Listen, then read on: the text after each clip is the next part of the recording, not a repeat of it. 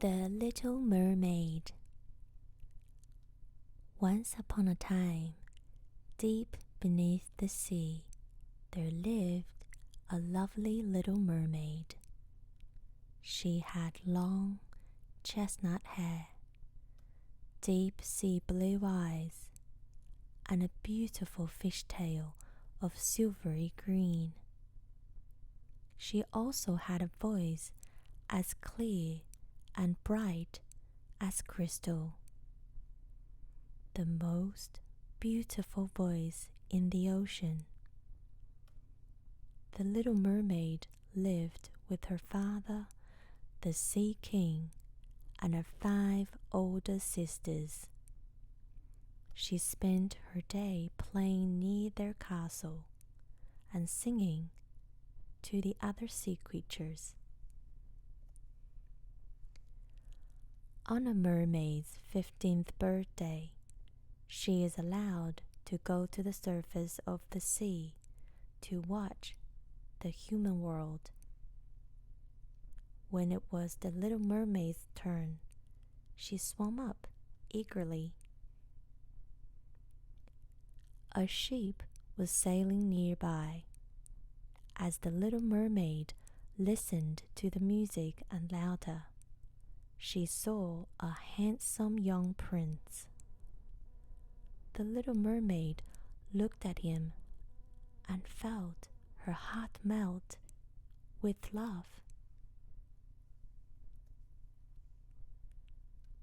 The little mermaid followed the ship from a distance so that she could watch the young prince.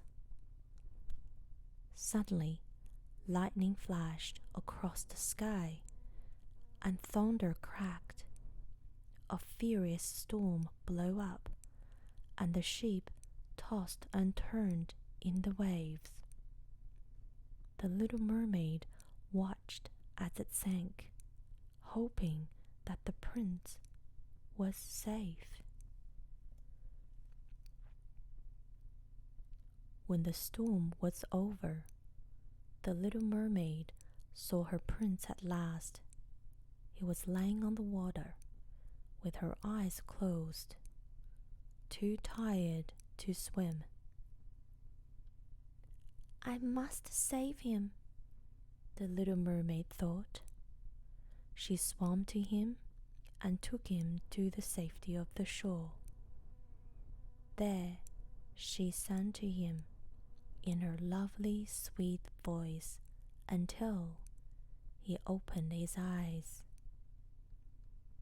He caught only a glimpse of her before she darted away to hide in the water. Before long, a pretty girl came down to the beach. She found the prince and helped him up. The little mermaid watched them walk away together. Then, with an aching heart, she swam back to her home. With tears in her eyes, the little mermaid told her sisters that she had fallen in love with the prince. They knew who he was and took her to see his home, a castle the color of sand, with steps winding down to the sea. After that, the little mermaid swam to the surface every day to watch the prince. "I would do anything to be human so that he might fall in love with me," she told her sisters. Finally, her sisters said, "Go and visit the sea witch. Perhaps she can help you." The sea witch lived in a dark, underwater forest, amid slimy plants that looked like snakes. The little mermaid was frightened, but the thought of the prince made her brave. "I can give you a potion that will make you human," said the sea witch. "But if you take it, you will lose your beautiful voice. You will get it back only if you win the true love of the prince." The little mermaid took the potion from the sea witch and went home to say goodbye to her father and sisters. They were sad that she was leaving, but they all wished her happiness on land. "Always remember where you come from," her father told her, "and come back to see us once a year." The little mermaid promised that she would. Then she drank the witch's potion and swam to the surface, where she fell asleep on the soft sand below the prince's castle.